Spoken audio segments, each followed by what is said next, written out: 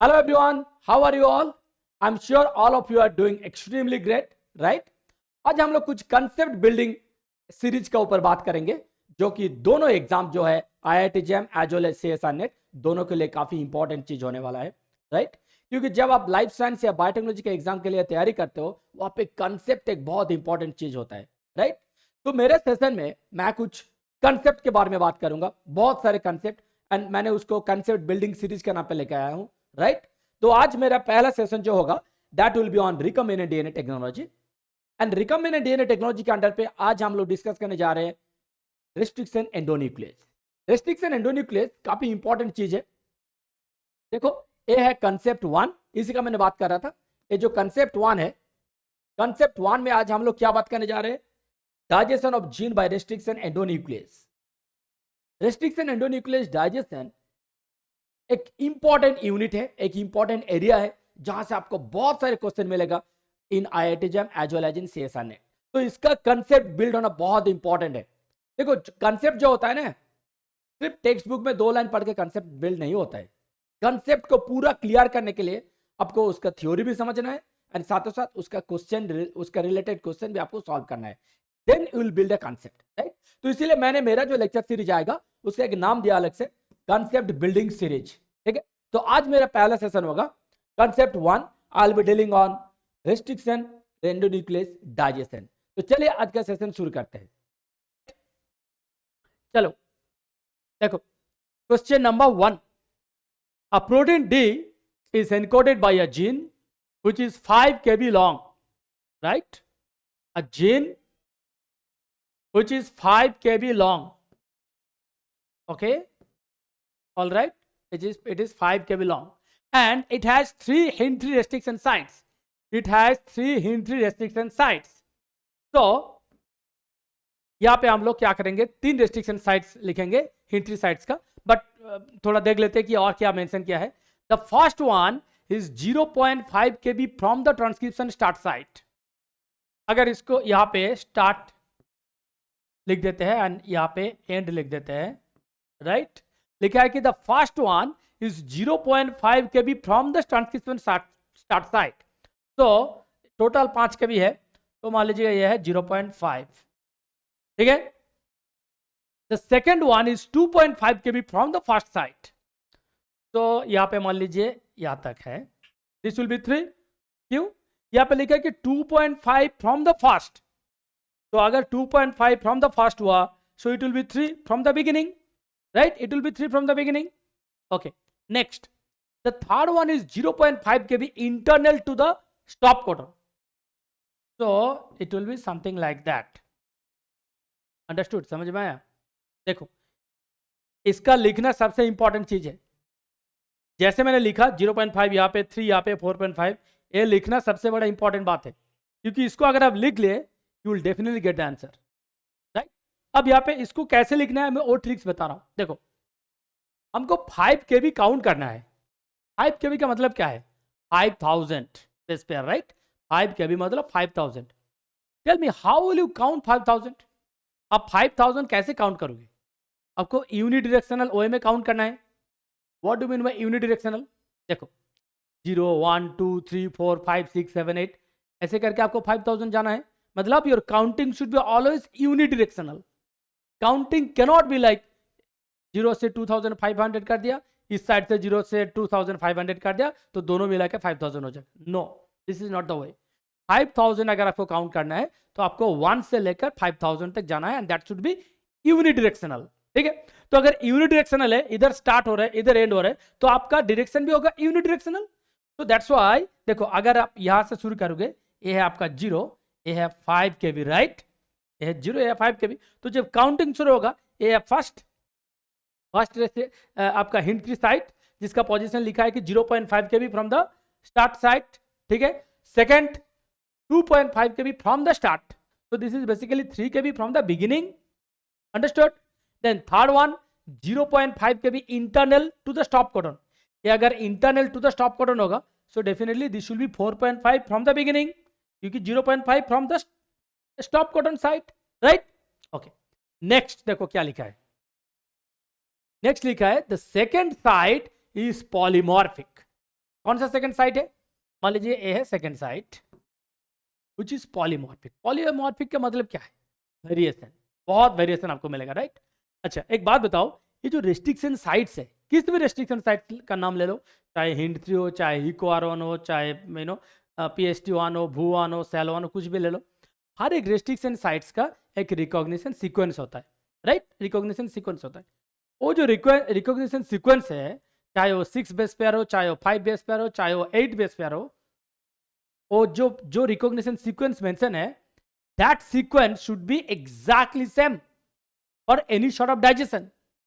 अगर मान लीजिए किसी का है GAATC, किसी का रेस्ट्रिक्शन साइट है, किसी का रिकॉग्निशन सीक्वेंस है, और यहाँ पे मान लीजिए थोड़ा चेंज हो गया, चेंज होकर क्या हुआ, GAATG हो गया, सपोज तो सिर्फ एक न्यूक्लियोटाइड में चेंज हुआ, जो लास्ट वाला है उसमें चेंज हुआ, तो आपको लगता है कि जिसका ओरिजिनल रिकॉग्निशन सीक्वेंस है GAATC और ये थोड़ा चेंज होकर हुआ GAATG, आपको लगता है कि ये डाइजेशन होगा? यहाँ पे डाइजेशन नहीं होगा। इसका मतलब क्या है? रेस्ट्रिक्शन साइट मतलब रिकॉग्निशन सीक्वेंस में अगर थोड़ा सा भी चेंज हो गया, अगर थोड़ा सा भी सीक्वेंस चेंज हो गया, it will not digest. Understood? इसका मतलब इट विल नॉट डाइजेस्ट। तो डाइजेशन के लिए आपका जो सीक्वेंस है, that sequence should be maintained. अगर सीक्वेंस में थोड़ा भी चेंजेस हो गया, there will be no more digestion. Understood? Okay fine. So ये जो सेकंड वाला साइट है जो पॉलीमॉर्फिक है, इस साइट में पॉलीमॉर्फिक मतलब यहाँ पे वेरिएशन होगा, राइट। अब यहाँ पे मान लीजिए 10 टाइप ऑफ वेरिएशन है, टोटल 10 टाइप्स ऑफ वेरिएशन है। 10 टाइप ऑफ जो वेरिएशन है उसमें एक होगा मान लीजिए ओरिजिनल और बाकी 9 होगा वेरिएशन। तो अगर डाइजेशन का मैं बात करूं, जब वो ओरिजिनल वाला आएगा इट विल बी डाइजेस्टेड, जब वेरिएशन वाला आएगा it will be not digested. Understood? मैं फिर बता रहा हूं, देखो यहाँ पे टोटल 3 साइट है, first site, second site, third site. There is no problem with the first site and third site. First site and third site में प्रॉब्लम नहीं है, प्रॉब्लम है सेकंड साइट में जो कि पॉलीमॉर्फिक है। पॉलीमॉर्फिक मतलब वेरिएशन, बट वो जो वेरिएशन है, वेरिएशन में एक होगा आपका ओरिजिनल भी होगा एक, एंड बाकी कुछ वेरिएशन भी होगा। तो मान लीजिए मैं ये जो सेकंड वाला साइट है, यहाँ पे टोटल 10 सीक्वेंस का कंसीडर कर रहा हूँ, total 10 sequence, 10 different type of sequence. ये जो 10 डिफरेंट टाइप ऑफ सीक्वेंस है, इसमें से 9 होगा एब्सोल्युटली डिफरेंट एंड 1 होगा ओरिजिनल। अंडरस्टूड? तो अगर आप ओरिजिनल कंसीडर करोगे which will come within that polymorphic site, जब 1 को कंसीडर करोगे it will digest, जब बाकी 9 को कंसीडर करोगे it will not digest। Understood? Okay, चलो नेक्स्ट क्वेश्चन पे बढ़ते हैं आगे। In order to find out whether fetal cell contains the normal completely digested with HindIII which is separated in agarose gel and then finally transferred to a membrane and detected by a probe against the region between the second and the third restriction site। अच्छा, यहाँ पे एक probe develop किया जो कहां bind करेगा, between second and third restriction site. Okay, यहाँ पे सेकेंड है, यहाँ पे थर्ड है, प्रोब यहाँ पे बाइंड करेगा। फाइन, प्रोब यहाँ पे बाइंड करेगा। Okay, now the question is which one of the following band patterns will be obtained if the foetal cell is heterozygous. If the foetal cell is heterozygous then ये कहां पे, कौन कौन सा band यहाँ पे आएगा? ठीक है, अच्छा यहाँ पे हम लोग ये भी डिस्कस करेंगे if the foetal cell is homozygous,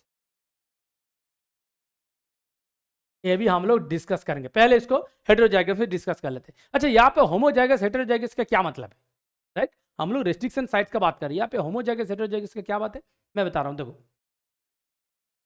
site 1 and site 3 have no problem, site 1 and site 3 has as usual site, right? अब मैं बात कर रहा हूँ सीक्वेंस 2 का, मतलब साइट 2 का। साइट 2 है जो कि पॉलीमॉर्फिक, इसलिए मैं बात कर रहा हूँ। पॉलीमॉर्फिक का मतलब क्या है? पॉलीमॉर्फिक मतलब वेरिएशन। सो अगर मैं सीक्वेंस का बात करूं, साइट 1 में सिर्फ एक ही सीक्वेंस रहेगा, द रिकॉग्नाइज्ड वन। साइट 3 में भी एक ही सीक्वेंस रहेगा जो कि रिकॉग्नाइज्ड वन है। बट साइट 2 में मान लीजिए 10 सीक्वेंस है, 10 में से एक होगा ओरिजिनल, बाकी 9 होगा वेरिएशन वाला, राइट? अब देखो, जब हम लोग हेटेरोजाइगस का बात कर रहे हैं, हेटेरोजाइगस का मतलब क्या है? You are dealing with 2 characters. Simply heterozygous मतलब you are dealing with 2 characters, homozygous मतलब you are dealing with single character, right? अच्छा, यहाँ पे 2 कैरेक्टर क्या है? What do mean by 2 characters here? 2 character मतलब यहाँ पे ये जो पॉलीमॉर्फिक साइट है, यहाँ पे आपको दोनों कैरेक्टर कंसीडर करना है। मतलब एक है ओरिजिनल, दूसरा है वेरिएशन वाला। अंडरस्टूड? तो ये जो क्वेश्चन आपको दिया हुआ है heterozygous, you have to consider both character for second site. Now are you getting my point?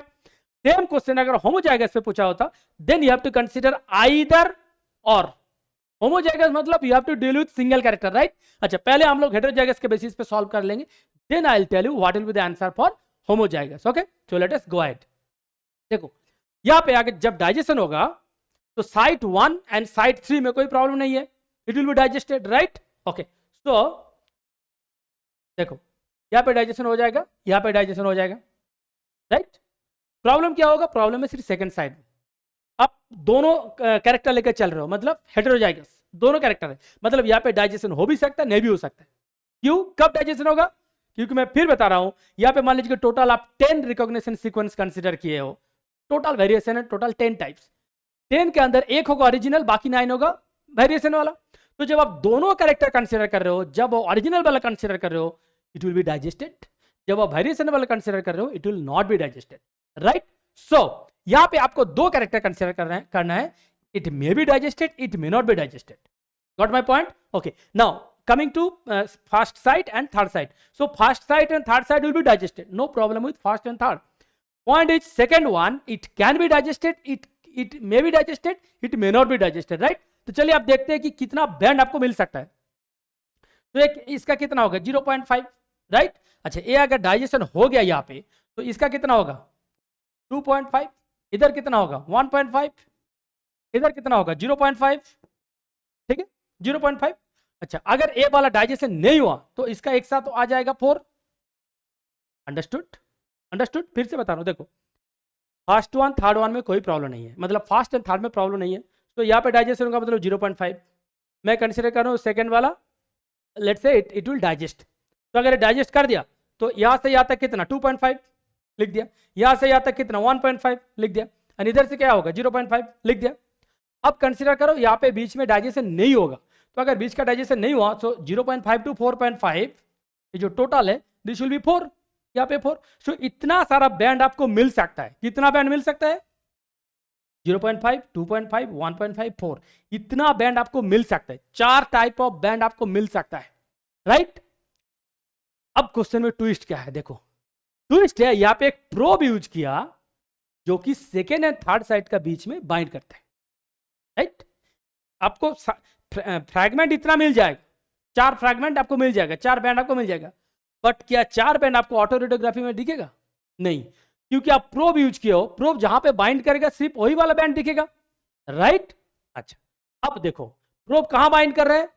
Probe ये जो 0.5 वाला बैंड है यहां पे या तो यहां पे 0.5 वाला बैंड में प्रोब बाइंड नहीं कर रहा, राइट? तो this will not be detected, क्योंकि 0.5 में प्रोब बाइंड नहीं कर रहे, इधर भी नहीं बाइंड कर रहे, उधर भी नहीं बाइंड कर रहे. ओके, अच्छा अब आ जाओ ए वाला बैंड, ये जो 2.5 वाला, ये जो 2.5 वाला बैंड है, 2.5 वाला बैंड में प्रोब बाइंड कर रहे हैं? नो. तो this will also not be detected. अब आ जाओ 1.5, 1.5 में प्रोब बाइंड कर रहे, right? So 1.5 will be detected of course. Now think about 4. अगर आप टोटल 4 केबी का कंसीडर करोगे तो प्रोब तो यहाँ पे भी बाइंड कर रहे हैं, राइट? अंडरस्टूड? सो अगर आप 4 को कंसीडर करोगे तो 4 will also be detected, right? So यहां पे आपका आंसर क्या का होगा? 1.5 एंड 4, क्योंकि आप हेटेरोजाइगस लेके चल रहे हो. आपका आंसर होगा 1.5 एंड 4. देखो कहां है answer, will be 2. Understood? Same question अगर यहाँ पे हेटेरोजाइगस की जगह होमोजाइगस दे देते तब आंसर क्या होता? आप देखो होमोजाइगस मतलब क्या? You have to deal with single character, right? तो what is the single character here? यहाँ पे ये जो वेरिएशन है, वेरिएशन में मैंने 2 कैरेक्टर लिया, एक में ओरिजिनल भी लिया, दूसरा में वेरिएशन वाला भी लिया, राइट? अगर क्यों दोनों लिया? क्योंकि यहाँ पे हेटेरोजाइगस के बारे में बोल रहा था. यही सेम क्वेश्चन अगर यहाँ पे होमोजाइगस देते देन ये जो कैरेक्टर यहाँ पे आपको किसी एक को कंसीडर करना है, या तो वेरिएशन वाला ले लो. अगर वेरिएशन कंसीडर कर रहे हो तो इट विल नॉट डाइजेस्ट, अगर आप ओरिजिनल कंसीडर कर रहे हो तो इट विल डाइजेस्ट, राइट? सो अगर यहाँ पे होमोजाइगस कंसीडर करोगे, यहाँ पे क्या करना है? या तो मतलब आइदर और, आइदर और. तो आपका आंसर होगा आइदर 1.5 और 4. अंडरस्टूड? ए क्वेश्चन हेड हो जाएगा, इसीलिए आपका आंसर आ रहा है 1.5 एंड 4, राइट? यहाँ पे आंसर आ रहा है 1.5 एंड 4। अगर ये होमोजाइगस होता आपका आंसर होता 1.5 और 4। ये डिफरेंस हो जाएगा एंड और के बीच। एंड मतलब you have to consider both, or मतलब either this side or that side, क्योंकि you are dealing with single character, that's why either this or this, understood? And if you are dealing with both characters, then you have to consider both, that's why it is 1.5 and 4, understood? Okay, चलो next question पे चलते हैं। Question number 2, the following figure is shown for a DNA digestion experiment. The DNA was first digested with EcoR1 and in combination with EcoR1 and HPA2. okay? एक DNA है जिसको आप EcoR1 से digest किया, आपको 3 बैंड मिला। Same DNA को आप EcoR1 एंड HPA2 से डाइजेस्ट किया, आपको इतना बैंड मिला। Now the question is, if the DNA was digested with each HPA2 alone, if the DNA was digested with HPA2 alone, what would have been the digested product? आपका क्या product यहाँ पे मिलेगा, right? चलो, अच्छा यहाँ पे मैं एक चीज बता रहा हूँ, यहाँ पे इस क्वेश्चन को सॉल्व करने से पहले एक छोटा सा मैं कॉन्सेप्ट दे रहा हूँ। देखो, अगर मान लीजिए एक जीन है जिसका लेंथ है 1 kb, ठीक है? एक जीन है जिसका लेंथ है 1 kb, इसको आप डाइजेस्ट किया हो, तो मान लीजिए कि इसका डाइजेशन प्रोडक्ट क्या क्या हो सकता है एंड क्या क्या नहीं हो सकता है, मैं बता रहा हूँ। इसका डाइजेशन प्रोडक्ट हो सकता है ओनली 0.5। कैसे? अगर 1 kb का बीच में डाइजेस्ट करोगे तो it will B 0.5 and 0.5, so you will get only 0.5, right? अच्छा, आपको 0.2 एंड 0.8 मिल सकता है, राइट? ओके, आपको 0.7 एंड 0.3 मिल सकता है, राइट? अब देखो, अब बोलो 0.4 एंड 0.5 मिल सकता है? नो। 0.3, 0.5 मिल सकता है? No. Why not? Why not? आपको कैसे 0.7 एंड 0.3 मिल सकता है? आपको क्यों 0.4 एंड 0.5 नहीं मिल सकता है? इधर क्यों मिल सकता है? क्योंकि इसका फंडा बहुत सिंपल है। आप जो डाइजेस्ट कर रहे हो, डाइजेस्ट करने के बाद जो डाइजेस्टेड प्रोडक्ट है उसको अगर जोड़ दोगे, you should get the original fragment, original gene, understood? So you are digesting 1 kb, आप 1 kb को डाइजेस्ट कर रहे हो, if you get 0.7 and 0.3, it is obvious that if you join again 0.7 and 0.3, you will get 1 kb back, right? But if you digest 1 kb and you are saying, sir, I will get 0.4 and 0.5, sorry. Why? Because if you join 0.4 and 0.5, you cannot get 1. Understood? फंडा is बहुत simple है। तो ये जो digestion वाला चीज है, digest करने के बाद जो डाइजेस्टेड प्रोडक्ट है, if you join them you should get the original gene again, that's it, that is the simple फंडा, अंडरस्टूड? ओके, अब क्वेश्चन पे आ जाओ। देखो, सो यहाँ पे जब EcoR1 से डाइजेस्ट किया आपको मिला 1.7, 0.9 एंड 0.4। जब EcoR1 एंड HPA2 से डाइजेस्ट किया तब आपको मिला 1.2, 0.9, 0.5 एंड 0.4, राइट? अच्छा, पहले यहाँ पे देख लेते हैं हम लोग कि कौन कौन सा बैंड है जो कि दोनों में कॉमन है एंड अनकॉमन है, राइट? अच्छा, 0.9 यहाँ पे भी है, 0.9 यहाँ पे भी है, 0.4 यहाँ पे भी है, 0.4 यहाँ पे भी है। तो यहाँ पे कौन कौन सा बैंड नया आया? 1.2 एंड 0.5, राइट? यहाँ पे कौन सा बैंड मिसिंग है? 1.7 मिसिंग है, इधर 1.7 था। तो this is obvious that you got 0.5 and 1.2 from 1.7, तो ऑब्वियस, राइट? बहुत आसान है क्योंकि इससे पता चल रहा है कि 1.7 से आपको 2 बैंड मिला, 1.2 एंड 0.5, राइट? ओके, अब देखो यहाँ पे जब हम लोग HPA2 का बात करेंगे, जब यहाँ पे हम लोग HPA2 का बात करेंगे तो यहाँ पे जो बैंड आएगा that will be either an additional or subtraction product of this 1.2, 0.9, 0.5 and 0.4. What do you mean by addition or subtraction? यहाँ पे जो 4 वैल्यू है, इस 4 वैल्यू को आप या तो जोड़ दो या तो आप माइनस कर दो। आपको या तो प्लस करना है या तो माइनस करना है, इसके अलावा और कुछ भी रास्ता नहीं है जहां से आपको इसका बैंड मिल सकता है, ठीक है? Let us go ahead with the option, then you will understand what I mean. देखो यहाँ पे फर्स्ट ऑप्शन दिया है 0.5, 1 kb एंड 1.5, अच्छा एक बात बताओ, यहाँ पे जो चार चीज ऑलरेडी आपको मिल गया 1.2, 0.9, 0.5 एंड 0.4, क्या यहाँ से आपको 0.5 वाला बैंड मिल सकता है?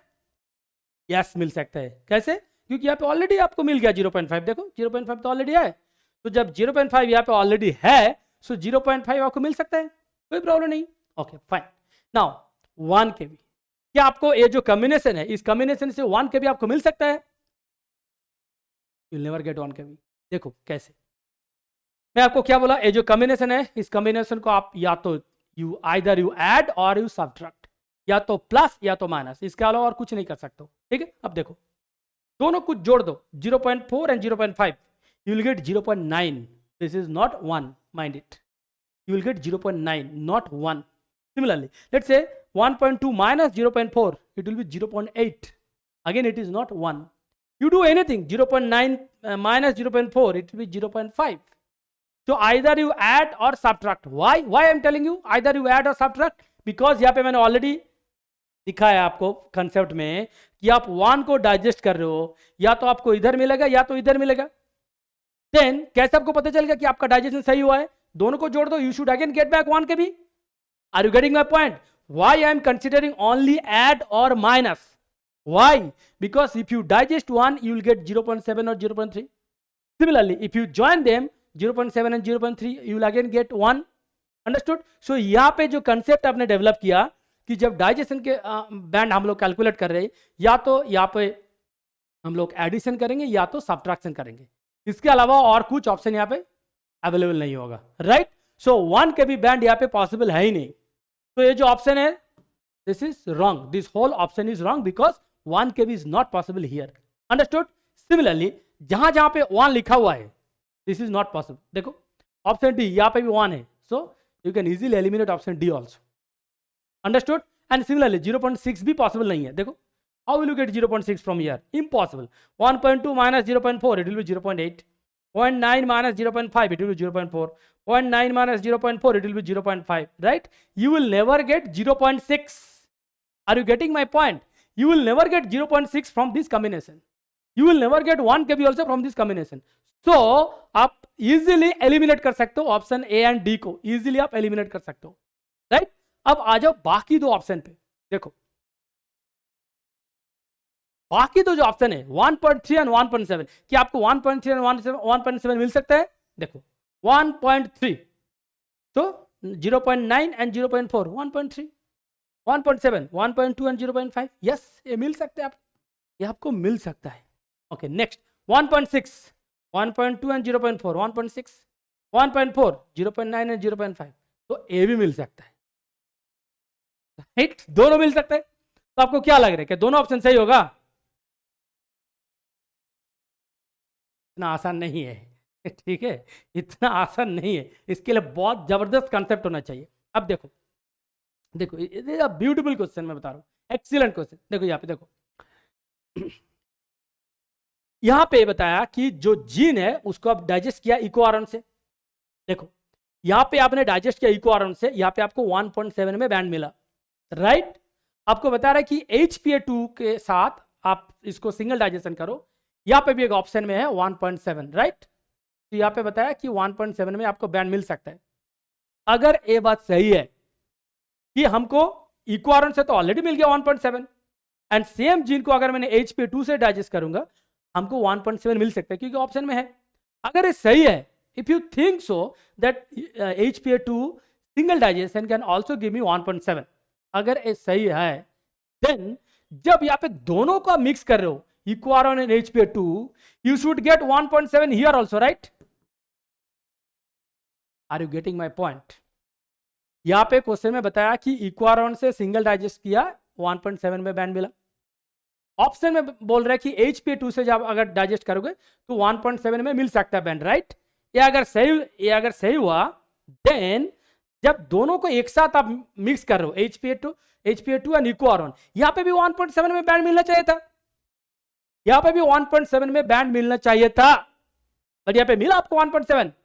No, that means HPA2 cannot give you a band at 1.7. Understood? So the option where 1.7 is mentioned, that is wrong. Are you getting my point? मैं फिर से बोल रहा हूं, देखो इको R1 सिंगल डाइजेस्ट किया 1.7 में दिया। अब क्वेश्चन है कि HPA2 का सिंगल डाइजेशन में क्या क्या बैंड मिल सकते हैं आपको, राइट? क्वेश्चन तो यही है कि HPA2 के साथ अगर आप अलोन सिंगल डाइजेस्ट करोगे तो क्या क्या बैंड आपको मिलेगा। तो ऑप्शन में है 1.7। अगर मैंने मान लिया कि हाँ ठीक है चलो ये भी 1.7 में बैंड देगा, देन जब दोनों को एक साथ मिक्स करो तो यहाँ पे भी दोनों 1.7 में बैंड देना चाहिए था, राइट? बट यहाँ पे हमको मिला नहीं 1.7। That means HPA2 cannot generate 1.7 वाला band. Understood? So the option where 1.7 is involved, that is wrong. So the other options will be correct. Understood? Excellent question. Excellent. Okay, next. चलो question number 3. This is one. ये जो third question है, this is one of the best questions ever I have seen in my life. Okay, ठीक है, चलो देखते हैं. In an experiment, a 1 kb fragment with a single dimension site as shown below in figure A is to be cloned in the small one site of a cloning vector of 3 kb length, which is figure B. अच्छा, यहाँ पे दो figure दिया हुआ है, figure A and figure B. Figure B का एक cloning site में दिया हुआ है MCS रीजन, ठीक है? यहाँ पे देखो बहुत सारे रेस्ट्रिक्शन साइट्स है, XH1, HINT3, SMA1, BAM1 ऐसे ऐसे दिया हुआ है. एंड ये जो फ्रैगमेंट है 1 kb वाला फ्रैगमेंट, दिस इज 1 kb वाला फ्रैगमेंट, इसमें एक BAM1 साइट भी है, देखो इसमें BAM1 साइट भी है, and this is basically 1 kb, right? अच्छा, इसको यहाँ पे क्लोन करना है. कहाँ पे क्लोन करोगे? This will be cloned in the SMA1 site. First concept यहाँ पे डेवलप होगा. देखो अगर इसको यहाँ पे क्लोन करना है, कहाँ पे क्लोन करना है? SMA1 साइट, यहाँ पे क्लोन करोगे आप, राइट? जनरली हम लोग क्या करते हैं, दो अलग अलग रेस्ट्रिक्शन साइट लेते हैं. बहुत जगह पे देखे होंगे कि in between HINT3 and BAM1 site, in between HINT3 and EcoR1 site, right? यहाँ पे सिर्फ सिंगल साइड में कैसे इसको लाइगेट करोगे? How will you introduce, how will you insert in SMA1 site?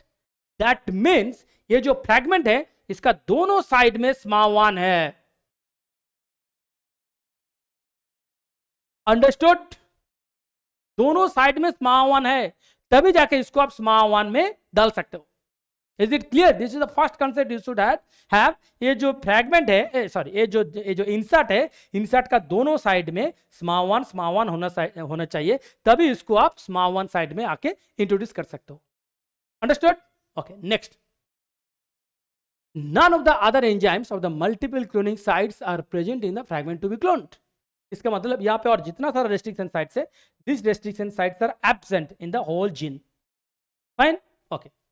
Now, based on the information given above, a series of digestion were set up for potential clones and their fragment profiles are given below. Okay, fine. चलो हम लोग पहले क्या करेंगे, इस fragment को SMA1 में put कर देते हैं, राइट? चलो देखो कैसे आएगा. अब क्या यहाँ पे जो फर्स्ट रेस्ट्रिक्शन साइट है वो कौन सा है? XHO1. नेक्स्ट कौन सा है? HINT3. नेक्स्ट कौन सा है? SMA1, right? This is total insert, this is insert, right? Okay, next BAMH1. This is BAMH1. Next, EcoR1.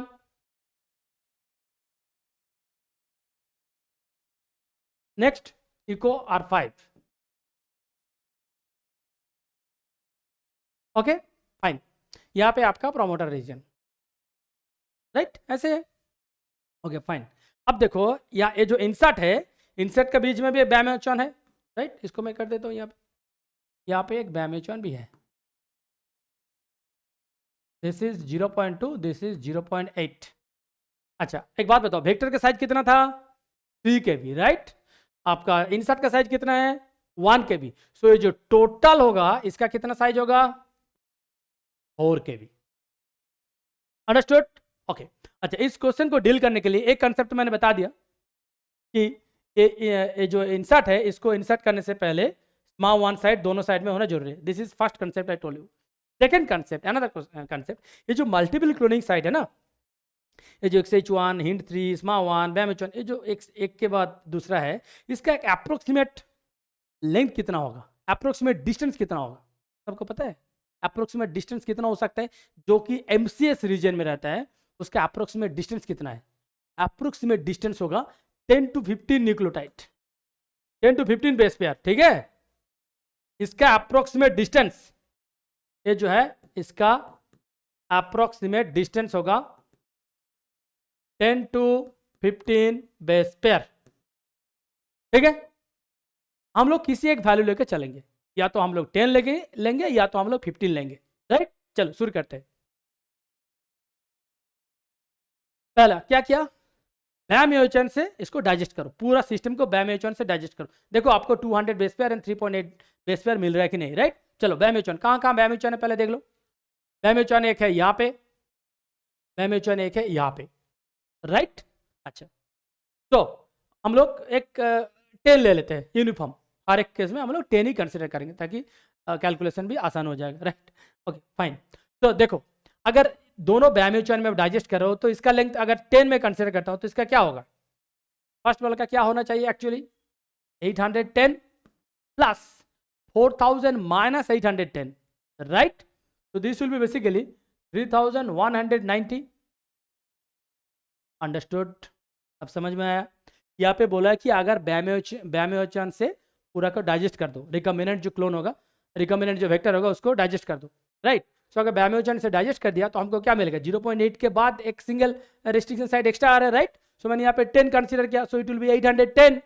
तो 4000 minus 810 it will B 3190 and 810, right. Okay next, यहाँ पे क्या लिखा है 203.8, क्या है सही है, नो रॉन्ग। नेक्स्ट,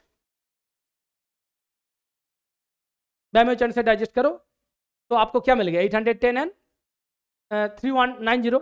यहाँ पे लिखा है 803.2, यहाँ पे लिखा है 803.2। इसको थोड़ा राउंड अप कर लिया कि 810 को राउंड अप किया 800 से, 3190 को राउंड अप किया 3.2 से। Okay fine, this is fine, no problem, no problem, it looks similar, मतलब बस 10 का फर्क है, कोई प्रॉब्लम नहीं, ठीक है। चलो इसलिए मैंने यहाँ पे करेक्ट भी नहीं कर रहा हूँ, इनकरेक्ट भी नहीं कर रहा हूँ, क्योंकि हमको पता है अगर आप 0.8 से थोड़ा ज्यादा ले रहे हो, mathematically it should be more than 800। Mathematically, are you getting my point? Mathematically it should be more than 0.8, right. मतलब it should be a little bit more than 800 base pair, इसलिए मैंने 810 यहाँ पे लिखा। बट यहाँ पे वो लोग कंसिडर किया 810 को 800 किया, 3190 को 3.2 किया, इसलिए इसको मैंने गलत भी नहीं बोल रहा हूँ डेफिनेटली, क्योंकि बस थोड़ा 10 का डिफरेंस है, एंड सही भी नहीं बोल रहा हूँ, मैं रख दिया क्योंकि एमसीक्यू में ना, मैं बता रहा हूँ एमसीक्यू में जब तक आप पूरा चारों जो ऑप्शन है उसको नहीं डील कर रहे हो, you cannot come to the conclusion, you cannot come to the conclusion, ठीक है। एनीवे चलो आ जाओ नेक्स्ट, इसका जो थर्ड वाला डाइजेशन है, ठीक है। कलर थोड़ा चेंज कर लेते हैं। ओके देखो यहाँ पे क्या क्या, हिंड 3 एंड इक्वारॉन से डाइजेस्ट किया। चलो हिंड 3 कहाँ है, यहाँ पे हिंड 3 है। इक्वारॉन किधर है, यहाँ पे इक्वारॉन है, ठीक है। चलो देखते हैं। अच्छा ए हो गया एक एक्स्ट्रा, मतलब 10। अच्छा यहाँ से ये है आपका इंसर्ट 1, मतलब 1 KB। देन आपको ए भी कंसिडर करना है, ए भी कंसिडर करना है, क्योंकि मैंने 2 व्हाइट लाइन कंसिडर कर रहा हूँ, right. Hind 3 and EcoRI, understood, Hind 3 and EcoRI. तो 1 KB का लेफ्ट साइड में 10, राइट साइड में 20, राइट। 1 KB का लेफ्ट साइड में 10, राइट साइड में 20, सो this is basically 1030, right. so this should be 1030 plus 2970, yes, right।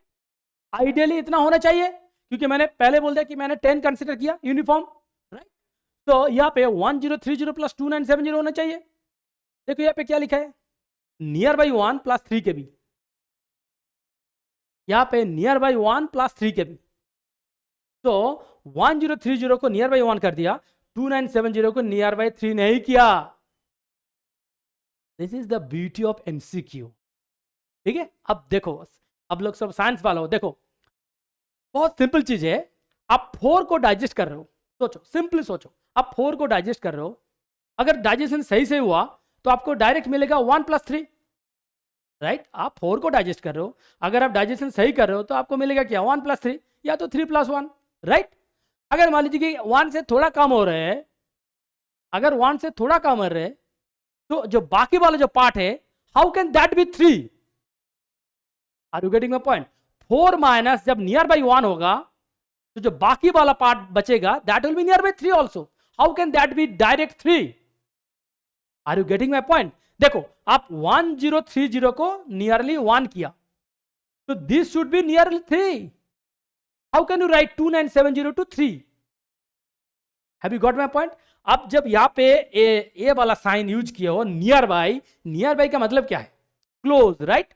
सो अगर क्लोज यूज कर रहे हो 103 के लिए, आप क्लोज 1 यूज कर रहे हो, मतलब क्लोज टू 1, राइट? सो 2970 के लिए भी आपको क्लोज टू 3 लिखना चाहिए, बट आप नहीं मेंशन किया क्लोज बाय 3, राइट?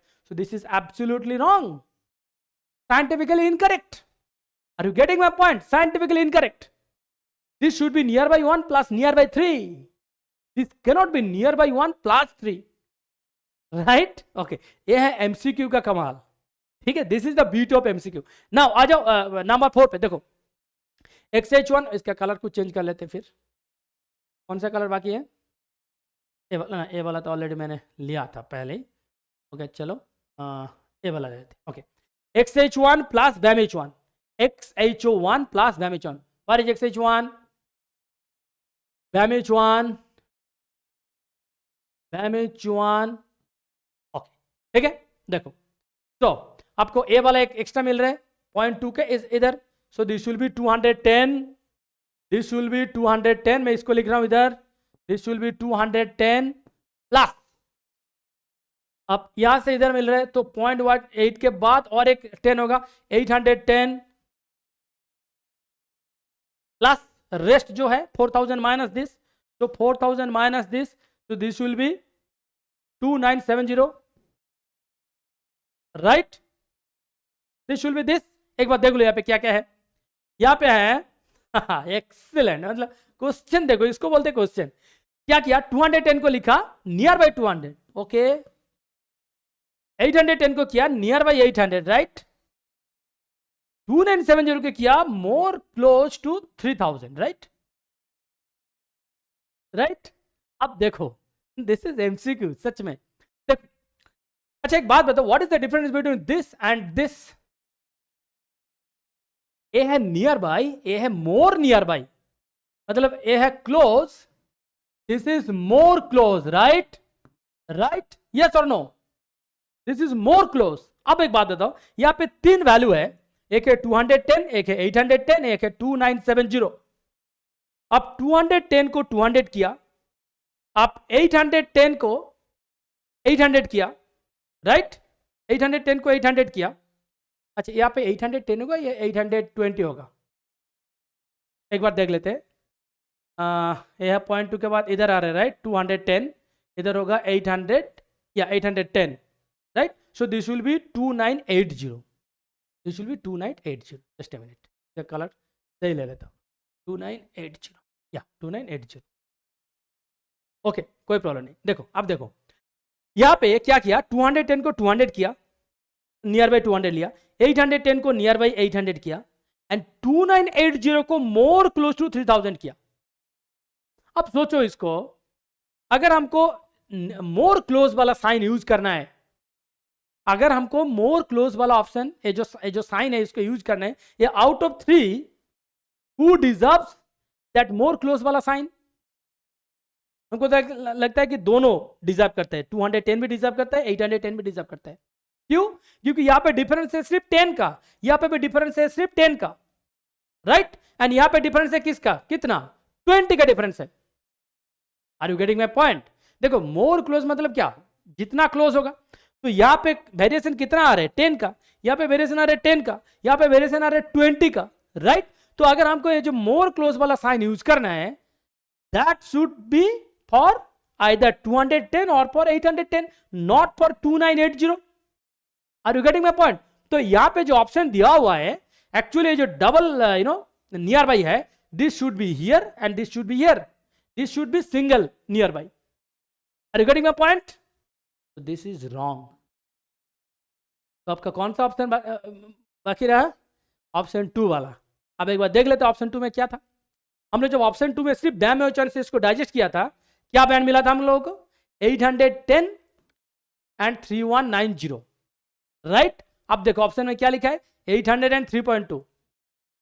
अब बताओ चारों ऑप्शन कंपेयर करने के बाद आपको क्या लग रहा है, this is the right one, मतलब व्हिच इज साइंटिफिकली करेक्ट, कि आप 810 को राउंड अप किया 800 में, 3190 को राउंड अप किया 3.2 में, तो this will be your correct answer. Understood? This is an excellent question, मैं बता रहा हूं, excellent. Okay, anyway, next question number 4। देखो, a 6.4 kb plasmid DNA has two restriction endonucleosides, HIND3 and EcoR1, right.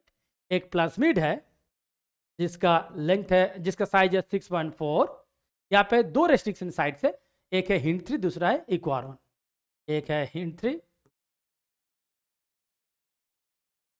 दूसरा है EcoR1। Okay, complete double digestion of the plasmid with both the enzymes yields two fragments of 3.1 and 3.3 kb। अगर 6.4 को आप HIND3 and EcoR1 से completely digest कर रहे हो तो एक साइड में आपको मिलेगा 3.1, अनदर साइड में आपको मिलेगा 3.3, ठीक है। In order to study DNA repair process, a GT mismatch was introduced in one strand of HIND3, ठीक है। In order to study DNA repair process, a GT mismatch was introduced in one strand of the HIND3 sites। अब एक बात बताओ, इसका मतलब क्या है, ये जो HIND3 साइट्स है, HIND3 साइट्स में आप GT mismatch base pair introduce किया, इसका मतलब क्या है। मान लीजिए HIND3 साइट्स है GAC, सपोज मैं बता रहा हूं, सपोज GAC है, इसको आप चेंजेस किया, क्या किया, TAC किया, ठीक है। इसको आप क्या किया, TAC। देखो, this is called GT mismatch. आपको समझ में आ रहा है। HIND3 का ओरिजिनल रिकॉग्निशन साइट है, for an example, original recognition sequence है, for an example GAC। G को चेंज करके आप T किया, तो this has become GT mismatch and GAC now has become TAC, right. अब एक बात बताओ, GAC है इसका ओरिजिनल रिकॉग्निशन सीक्वेंस जहां पे HIND3 डाइजेस्ट करेगा, अगर GAC TAC बन गया, क्या TAC में डाइजेशन होगा? नो, डाइजेशन नहीं होगा। अंडरस्टूड? ओके, तो इसीलिए लोग क्या किया, to study the DNA repair process, मतलब क्या T को फिर रिपेयर हो सकता है G में। ये तो G तो ओरिजिनल था, G चेंज होके T हुआ, तो T क्या रिपेयर होगा G में, हाँ कि नहीं। और रिपेयर करने के लिए टेस्ट कर रहे हैं DNA रिपेयरिंग प्रोसेस का एफिशिएंसी क्या है। DNA रिपेयर प्रोसेस का एफिशिएंसी देखने के लिए वो लोग क्या किया, वो जो डैमेज प्लाज्मिड है उसको इंक्यूबेट किया with a reconstituted repair system. DNA repair system जो होता है, जितना सारा प्रोसेस आप किए हो, DNA रिपेयर प्रोसेस जो है उसको, उसका जो एफिशिएंसी है वो चेक करने के लिए आपने ये damage plasmid, what is the damage plasmid here, plasmid with TAC, plasmid with TAC, that is damage plasmid. Repair होना है तो T should be repaired back to G, that means you will get original plasmid। Understood? Okay, so जो damaged one है, मतलब plasmid with TAC, that is incubated with all the reconstituted buffers, enzymes, everything आप दे दियो, right? अब देखो, all the factors and enzymes required for the repair, आप सब कुछ दे दियो। Now, if the efficiency of the repair system is 50%, आपने तो सब कुछ दे दिया, but ये बता रहे हो कि repair efficiency है only 50%। Then which one of the following band patterns on agarose gel will be obtained after treating the plasmid, treating the repair plasmid with both HIND3 and EcoR1? देखो, फिर से मैं बता रहा हूं, एक प्लाज्मिड था जिसका साइज है 6.4, इसमें दो साइट है, एक है HIND3, एक है EcoR1। यहाँ पे बता रहे हैं कि अगर पूरा प्लाज्मिड को HIND3 एंड EcoR1 से आप कंप्लीटली डाइजेस्ट किए हो, then you will get two bands, one for 3.1 and other for 3.3। EcoR1 में कोई प्रॉब्लम नहीं है, प्रॉब्लम हुआ है क्या HIND3 में। HIND3 में एक GT मिसमैच हो गया, HIND3 का जो रिकॉग्निशन सीक्वेंस है वहां पे GT मिसमैच हो गया। फॉर एन एग्जांपल मैंने बताया कि मान लीजिए कि इसका रिकॉग्निशन सीक्वेंस है GAC, तो G चेंज होके हो गया T में, तो basically GAC has become TAC now, right. अब आप चेक कर रहे हो कि DNA रिपेयर प्रोसेस जो होता है वो कितना एफिशिएंटली काम कर सकता है। इसके लिए आपने एक टेस्ट सेटअप किया। क्या टेस्ट सेटअप किया कि ये जो डैमेज प्लाज्मिड है, डैमेज मतलब प्लाज्मिड विद TAC, T हो गया मतलब डैमेज हो गया, तो इस डैमेज प्लाज्मिड को रिपेयर होना है, इसके लिए सारे रिपेयरिंग प्रोसेस, बफर, एंजाइम सब कुछ जब डाल दिए हो, राइट, एंड इंक्यूबेशन में अब डाल दिए हो, चेक करना है कि टी से जी बन सकता है कि नहीं, सिर्फ ए देखने के लिए रिपेयर प्रोसेस का टेस्टिंग एफिशिएंसी आप चेक कर रहे हो। बट यहाँ पे बताया कि जो टेस्टिंग एफिशिएंसी है, repair efficiency, that is only 50%। अब एक बात बताओ, what do mean bye 50% efficiency? मान लीजिए कि कल इंडिया के साथ ऑस्ट्रेलिया का मैच है, ठीक है, इंडिया के साथ ऑस्ट्रेलिया का मैच है जहां पे इंडिया का विनिंग चांसेस है 50%। अगर मैं बोल रहा हूं कि इंडिया का विनिंग चांस है 50%, इसका मतलब क्या है?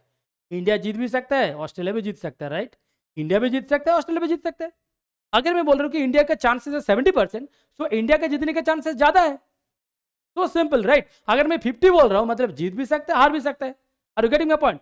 सो यहां पे बोल रहे हैं कि 50% रिपेयर एफिशिएंसी, इसका मतलब क्या है? T can be repaired to G, it may be repaired, it may not be repaired. Are you getting my point? मैं जब बोल रहा हूं कि इसका रिपेयर एफिशिएंसी है सिर्फ 50%, मतलब T से G रिपेयर हो भी सकता है, नहीं भी हो सकता है, राइट, मतलब यहां पे you can not take it 100% that G हो भी जाएगा, G हो भी सकता है, G नहीं भी हो सकता है, राइट, ओके। उसके बाद आपको क्या करना है? डबल डाइजेशन करना है, फिर हिंट से निक्वारन, राइट। अच्छा चलो आप देखते हैं, देखो तो इक्वारॉन में तो कोई प्रॉब्लम नहीं है, इक्वारॉन तो डाइजेस्ट करेगा ही। अब देखो हिंट 3, अगर रिपेयर हो गया, देखो अगर रिपेयर हो गया, मतलब जी में अगर रिपेयर हो गया, देन हिंट 3 विल डाइजेस्ट। अगर रिपेयर नहीं हो पाया, टी में रह गया, hint 3 will not digest, right. तो आपको क्या कंसीडर करना है? इक्वारॉन तो डाइजेस्ट करेगा ही, हिंट 3 के लिए आपको दोनों चीज कंसीडर करना है, हिंट 3 डाइजेस्ट कर भी सकता है, नहीं भी कर सकता है, राइट। अब देखो अगर दोनों साइड में डाइजेशन हो रहा है तो आपको क्या क्या बैंड मिलेगा? 3.1 एंड 3.3। अगर आपको यहां पे डाइजेशन नहीं हो रहा है, सिर्फ इक्वारॉन में डाइजेशन हो रहा है, तो आपको क्या बैंड मिलेगा? 6.4। अंडरस्टूड? अगर हिंट 3 में नहीं डाइजेशन हो रहा है, सिर्फ इक्वारॉन में हो रहा है, तो आपको कितना मिलेगा? 6.4। तो आपको कितना बैंड मिलना चाहिए? 3.1, 3.3 एंड 6.4, आपको 3 बैंड मिलना चाहिए, राइट। तो पहले देख लो कि कौन कौन सा ऑप्शन में 3 ऑप्शन है, मतलब 3.1, 3.3, 6.4। यहाँ पे सिर्फ 2, यहाँ पे सिर्फ है 2, यहाँ पे भी 3 है, यहाँ पे भी 3 है। अब तो मजा आएगा। That's why I told MCQ, this is the beauty of MCQ. That's why I like MCQ like anything. देखो यहाँ पे क्या है? 3.1, 3.3 का देखो बैंड थिकनेस अलग है, यहाँ पे बैंड थिकनेस सेम है, राइट। अब एक बात बताओ, बहुत सिंपल है, देखो look at this is a pen, right, this is a pen. मान लीजिए कि इसका लेंथ है 6.4, मान लीजिए I am coming close to the camera, तो इसका मान लीजिए इसका लेंथ है 6.4, मैं यहाँ पे डाइजेस्ट कर रहा हूँ, ठीक है, मैं यहाँ पे डाइजेस्ट कर रहा हूँ, तो दोनों बैंड मिलेगा 3.1 एंड 3.3, राइट, एक मिलेगा 3.1, एक मिलेगा 3.3। आपको क्या लगता है कि बैंड का जो थिकनेस है, ये जो पेन का थिकनेस है, आपको क्या लगता है पेन का थिकनेस दोनों फ्रैगमेंट में अलग अलग हो जाएगा? बैंड का फ्रैगमेंट अलग हो सकता है, क्योंकि मान लीजिए आप यहाँ पे डाइजेस्ट किए हो तो आपको मिलेगा 5.4 एंड 1, या तो मान लीजिए कि यहाँ पे किया हो तो आपको मिल सकता है कि 4.4 and 2। Are you getting my point? आप 6.4 को सिंपली डाइजेस्ट करो, अगर आप कहीं पे भी डाइजेस्ट करो तो ऐसा हो सकता है कि 5.4 एंड 1, 4.4 एंड 2, मतलब बैंड का जो लेंथ है, मतलब बैंड का जो साइज है, that may vary depending on your nature of digestion, but why will band thickness vary? देखो band thickness and band size are two totally different thing. Your band thickness should never vary, आपका band size vary हो सकता है, आप कहीं पे digestion कर रहे हो तो अकॉर्डिंगली आपका बैंड साइज जो है वो अलग हो जाएगा, 5.4 एंड 1, 4.4 एंड 2 हो सकता है, that's not an issue. But band का जो थिकनेस है, क्योंकि आप तो 6.4 से डील कर रहे हो, राइट, तो 6.4 का एक पार्ट एंड दूसरा पार्ट, दोनों का बैंड थिकनेस कैसे अलग होगा? तो band thickness should remain same. तो जिस ऑप्शन में दोनों का बैंड थिकनेस सेम है, this will be the right answer. Understood? This is the beauty of MCQ.